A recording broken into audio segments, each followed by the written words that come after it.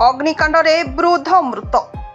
गंजाम जिला छत्रपुर थाना अंतर्गत भाग्यलक्ष्मी नगर में अग्निकांड जड़े वृद्धों मृत्यु घटी। मृत वृद्ध जनक रंकनिधि साहू बोली जमापड़ी। सूचना मुताबक रंकनिधि आज संध्यारे घरे थिबा बेले घरे कौनसी कारणवशतः निआं लगी जाइतिला। यह देखि स्थानीय लोके अग्निशम विभाग को खबर देइथिले।